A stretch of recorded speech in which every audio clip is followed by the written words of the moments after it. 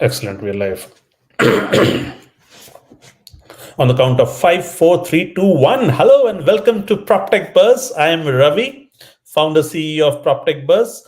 For those of you who do not know what PropTech Buzz is, it is a global community of PropTech, construction tech, industrial tech, urban tech professionals from all around the world who come together and share information and collaborate amongst each other. Yes, it's a global platform. Today, we have people from 45 countries already on the platform, more than 10,000 people already on the platform. And I think close to 1,200 posts have already been made, and a ton of messages exchanged in direct messages in private as well. We also have a marketplace for tech products in each of these categories. And yeah, that is what PropTech Buzz is. However, today I am here to make a special announcement, which I'm quite delighted about. Is we are finally launching our construction tech community on PropTech Buzz. Yes, many of you must be wondering what's the space or what's the place of construction tech in PropTech, but that's exactly what we'll be covering in the theme today with our esteemed guest.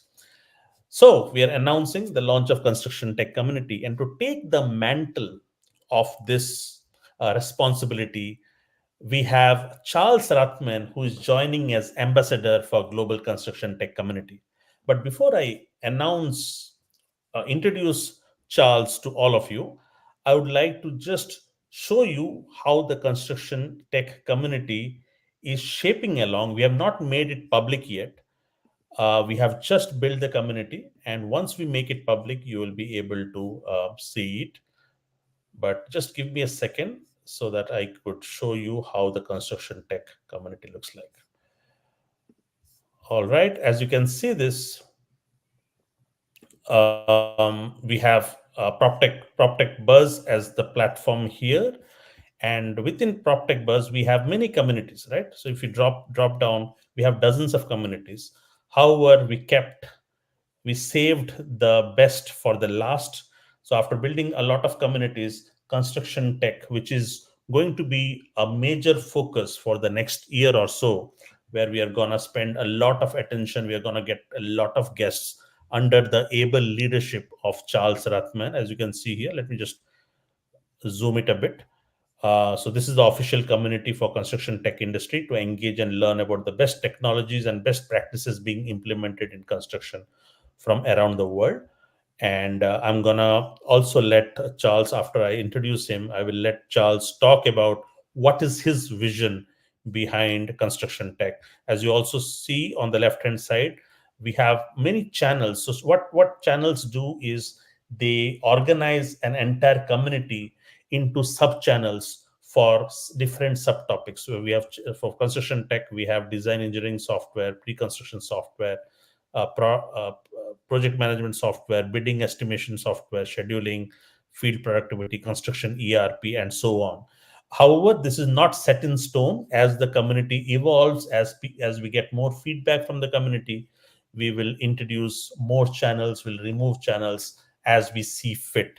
However, I will shut up here because we have the guest today, and I'm gonna introduce him first.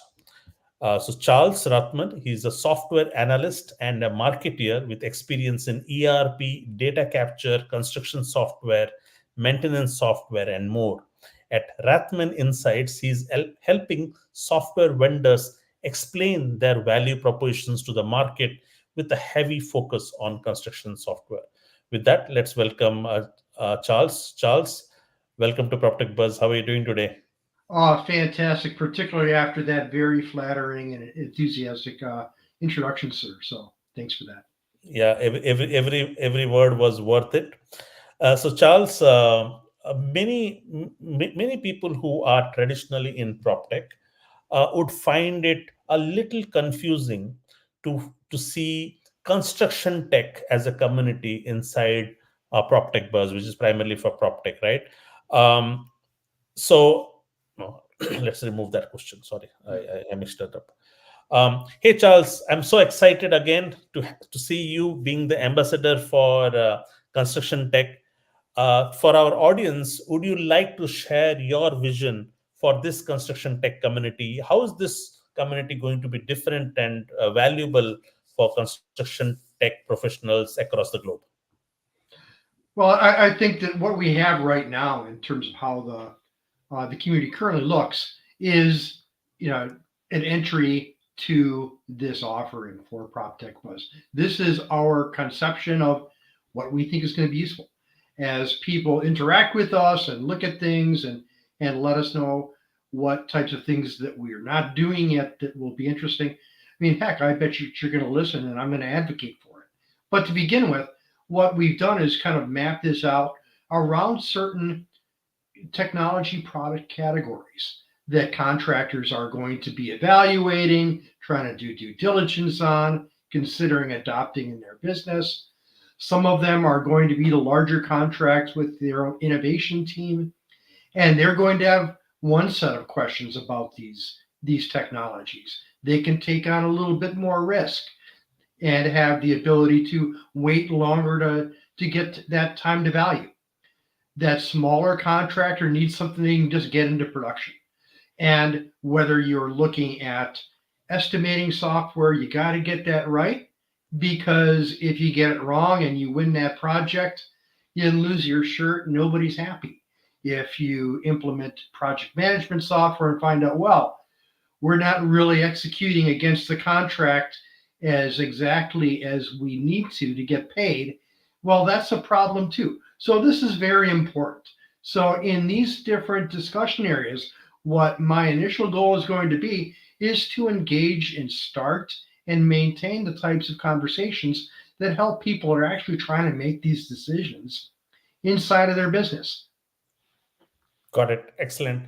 And who are going to be primarily the audience in this community? Are they going to be? I'm sure this entire industry has got many stakeholders, right?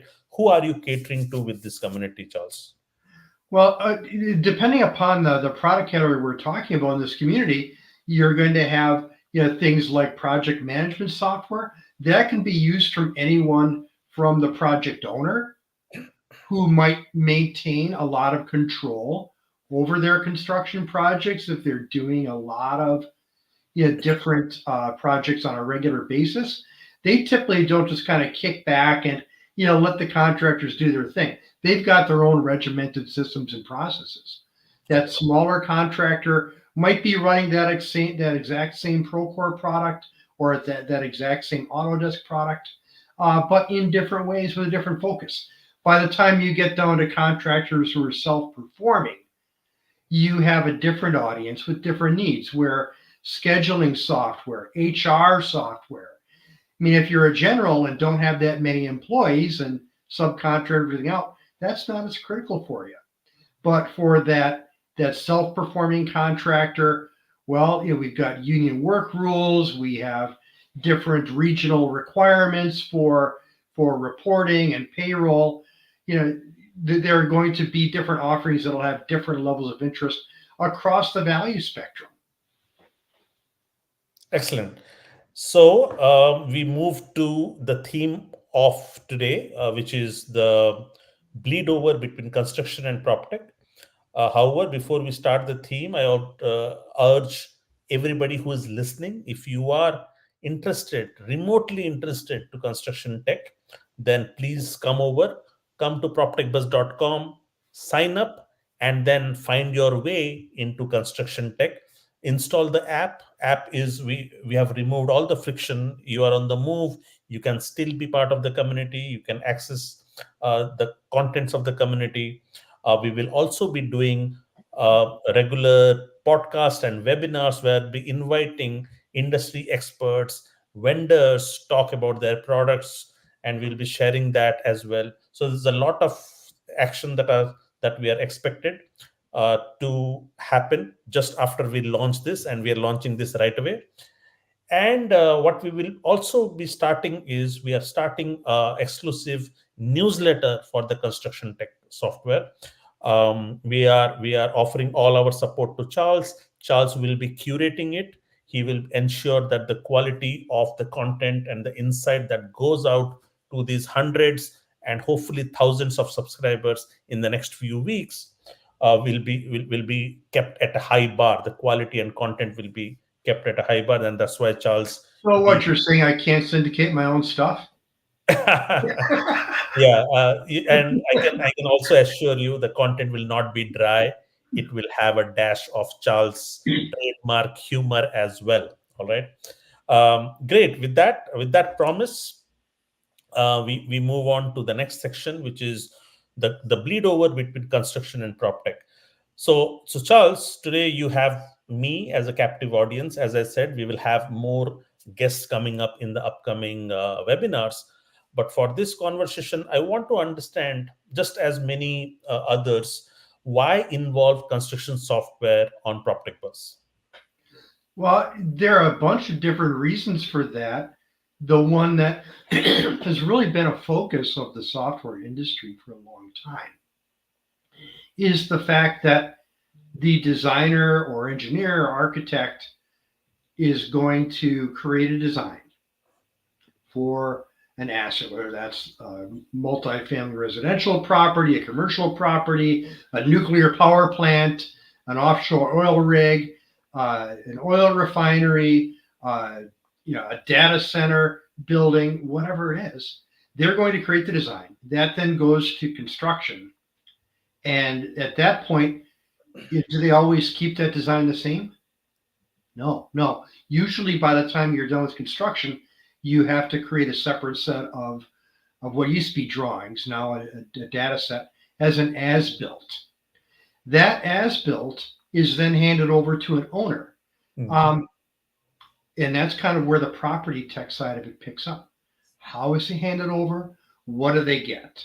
How does that data support them as they operate and maintain that asset? Many years ago, the analyst group ARC Advisory Group coined the term design, operate, maintain to talk about this continuum and how data needs to kind of make that circumlocution all the way around from design. They're not really thinking about construction here, but we are, to operations and then maintenance of that asset. And then after that, likely it's going to be replaced. How has the asset changed over years of operation? Have they had to upsize certain mechanical components? How has the interior build out changed? Have there been structural changes? Have there been additions? All that information is important as you start over again. But just at the beginning, you get that as-built information as a property owner, as a project owner. It might come in a pile of binders. It might come in a series of PDF files. Right now, there's no real data standard for this asset data. So it's going to have likely multiple forms. You're not going to have what's called a lossless format. You're going to lose data as it kind of goes through that game of telephone. Like a group of 10 kids, the first kid says one thing to the next kid. By the time you get at the end of the line of kids, you get something that makes no sense and it's completely different. So there are actually standards like the ISO and PAS 55 standard that specify that to be compliant with this standard, you need to have all the data regarding an asset contained in, initially they say, the same database. These days, it's likely a federated system of databases. But the property technology, the construction technology, the design technology, they need to buy into this continuum. As an industry, there isn't a whole lot of agreement that there should be a standard. I think a lot of that is proprietary. Some of it is just organizational confusion because there's so many stakeholders in every single project. So those are the bigger picture things we need to look at. But in the meantime, you've got contractors who hang on to the asset after it's built, and they might design and build it differently, knowing that they're going to be on the hook for what it's going to cost to operate. You have contractors that will then pick up like an operations, maintenance, and service contract. There are contractors performing preventive maintenance as part of like a maintenance contract, or I'm not sure if we're to the point where we'll have buildings as a service where, Mm. that's more like the model of, hey, we'll build it to suit. We'll continue to own it. Yeah. But yeah, by and large, owners are going to try to push more and more risk onto their contractors for their role in kicking off and constructing that asset and keeping it going. So to have everybody on that same data handbook is going to be more and more important, right? Got it. Excellent. And since you mentioned about contractors, what is important to discuss about construction software for contractors? Yeah, well, it's you know, contractors need business software to run their business. The days when you can get by with Excel, or God forbid, like a general ledger and paper, are done. You will need the direct insight and control over activities in the field to make sure that you're delivering against the contract successfully before you get to the end of a billing period and find, oh man, we didn't do half the stuff we said we were going to. So digital systems for specifically for construction business models that are quote to cash. You begin a project, you execute against it, you've got liquidity events during that project, and then at some point it's done. That's important. A lot of business software is going to be aimed for things like repetitive manufacturing, or things that don't have this degree of risk between the time that you agree what you're going to do and how much it's going to cost and when you actually get paid. So that's one really big thing. A lot of contractors too are realizing, wow, we're not making a very much margin just building things for other people. If we can get into the development side of it too, that's going to give us more ways to make money and more ways to win. So that means they're going to have to look at business systems that will help them take that broader view. This is not a new thing. A very mature product, Sage 300 CRE is built around this premise. More and more software products are going to have to follow suit and begin to kind of encompass the development planning, the design, the construction, and then operation of a facility over its life cycle. Even if you're a contractor, like an HVAC contractor, commercially, you may put a bunch of chiller units on top of a commercial building. Can you then sell the maintenance and service for that? Oh, yeah. Is that going to be a higher margin for you than putting the units up there to begin with? Well, certainly. Can you, if you've got good visibility into what that total revenue life cycle is going to be, can you price that initial project more aggressively? Contingent on getting the service? Yeah. But you need to be able to have that visibility. And that gives you repetitive revenue. You aren't necessarily starving between big projects. You have less lumpy business. And for property owners too, if you're using construction software and perhaps on the same platform as your contractors, if you invite them in, you can reduce your risk because you can see the risks emerging in your projects before the contractor even tells you about them. That might be a downside for contractors working for a more progressive and proactive owner like that. But in the end, you're probably going to be a lot happier. Thank you. And why is construction software important for? We talked about contractors, right? So why is construction software important for project owners or developers? Yeah, I think I kind of cannibalized that in my last answer, but with the owners, I mean, there are emerging software categories, and I'm thinking particularly some friends of mine at Zebel.io that are beginning to close this loop between construction and property ownership. For that developer starting a project, well, which project at what size and level of fit and finish and location is going to be successful? What is the market value of a project you're planning. So you can plan it to be attractive and be successful in the market. What companies like Zevel are doing is going to finished project data and taking a look at, well, gee, what the cost of constructing certain projects were, and then for that same type of project in that same area that you're looking at, what are current lease rates, what are sale prices, what's the trajectory of that type of project. So you can say, well, we're building a commercial structure with 200 rental units on the upper floors. What size rental units should these be? What pricing categories should we really target, so you can balance out cost versus risk and reward. The contractors are using those tools sometimes too, because sometimes the developer comes to them and they'll get help like that from the contractor. But there are categories of software that have been pitched specifically to owners at first. And I'm thinking about like WINT, Water Intelligence. They've got an IoT, an AI system.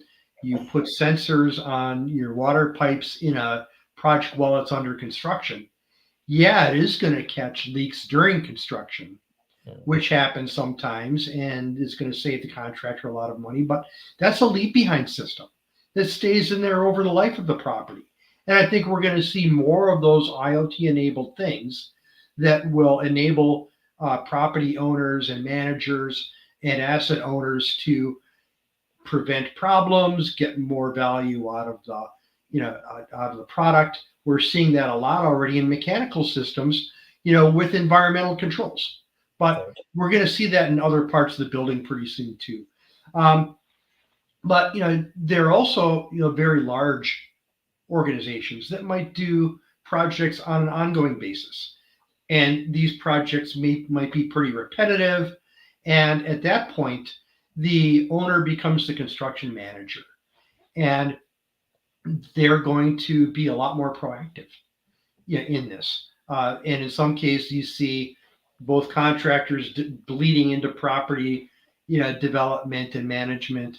And I think we're going to see some property manager and developers begin to actually start self-performing key elements of their projects where it makes sense. Got it. Let's wrap this up with some important trends to follow, right? There's a lot happening. An industry never sleeps; it's always disrupting, and there are always some trends that are there to stay, while others just vanish because they were just fads. So, what are those important trends that are there to stay, Charles? Well, one thing that's always going to be a factor in software you run inside of a business and other forms of technology, but with business software, we're seeing a progression from older to newer, which that's continuous. What happened a number of years ago, though, is maybe 10 years ago, a contractor might run their business system and the technology used to run their operation on some servers sitting in the broom closet next to the president's office, or back in a back office area. That made sense. You bought the software up front, you bought the hardware, you had IT people inside the company manage it. Where we are now is, first of all, software that's run on premise is going to be harder to access for people outside of the four walls. That's a downside for industry where the actual value is delivered in the field. People don't want to deal with the unreliability of the different ways to tunnel into an application that's designed to be run on premise. Newer generation construction software is going to be cloud first. That means it's developed to run in the cloud. Oftentimes, there will be a multi-tenant software offering, which means that you have a software vendor running one instance of the software in the cloud. And multiple customers will be using that one instance of software with their own segregated and secure databases. But When you do it like that, you get a few benefits. The first one is everybody's always running the most current version of the software.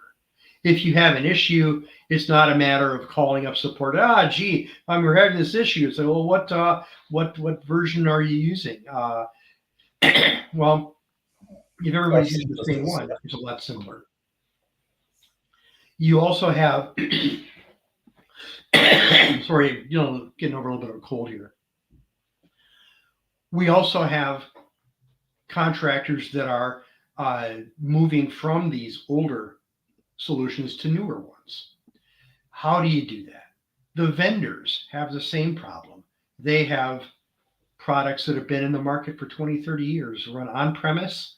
They might be hosted in a cloud environment now, but it's not modern cloud first software that's going to bring a lot of other benefits. How do they evolve their products to that next generation? Recently, we've seen Microsoft Dynamics finally really announce a sunset date for Microsoft Dynamics GP, which some contractors use. Well, what happens then? Can you extend that life cycle? There are other products that are well used in the industry and still, and just no plans to sunset them. I'm not going to name any names because people likely don't appreciate being mentioned in that setting, but they're older school software, and maybe there isn't a clear roadmap. So contractors are going to have to ask, well, where's the software going to be, and where's it going to go over the years that I'm using it? Interoperability between software products is going to be important. If you're using one software product and your subcontractor is using another, how do you send demand and supply signals back and forth there, designs, correspondence, in a way that doesn't give you a whole lot of admin work at the end of every billing period as you're trying to sort through what's happened with the project. How do you get rid of the risk behind that? Interoperability is going to put a premium on standard integrations, products that already have integrations between other products that you or your trading partners might use. Or you might have to ask that vendor, well, here's who else we're using. What's our time to value going to be in terms of some integrations? That time to value is going to be faster for a modern cloud software product than something that's designed to be used on premise. The other thing to pay attention to is the merger and acquisition activity, particularly whether you're dealing with a VC funded company that at some point is going to have that acquisition, or perhaps it's going to go public. But for a vertical software product, that isn't 100% likely. So what is the product now? Who owns it? What's their roadmap? What happens to it if it's sold to a different company? By and large, the more advanced and modern that software product is, the more likely it will be to be continued on by whatever company purchases it. That legacy company, I've seen a lot of legacy construction software companies get snapped up in like more roll-up acquisitions. So now they're like one of 100 products. What are the future of those products? It's hard to say. That company that's bought by like Sage, which has made a few significant acquisitions in the last year or so, with distinct plans to integrate them into their existing ERP offerings and continue them forward as part of a contiguous application suite. You have to kind of read the tea leaves a little bit, and we'll probably do a lot of that here on the community. Excellent. I think the entire community got a taste of what they're gonna have in the days to come with the able leadership of Charles. So as you can all see, Charles comes with a lot of experience. His insights are drawn from that experience. So I'm so excited, Charles, and I'm again very thankful that you agreed to be a part of this initiative, to lead this entire initiative. As I said, construction tech on PropTech Buzz is going to be one of our top priorities for the next few years. But I do not want to go long term. I just want to take one step at a time. and we want to ensure that, as I said, we want to ensure that the level of conversation, the level of insight, the level of information sharing, both in the community, on our webinars, and on our newsletters, are going to be top notch. That is a promise that we can say. So please sign up on proptechbuzz.com first. If you are on the app, install the app on your phones, both App Store and Play Store, and just get started. With that, thank you, Charles, for your time and all the efforts. I'm so excited because I should not be comparing, but your energy to get this kicked off was far higher than some of the ambassadors for other categories. So I can imagine how much exciting this journey is going to be with you. Thank you so much. Happy to push them along, sir. Talk to you soon. See you around. Bye bye.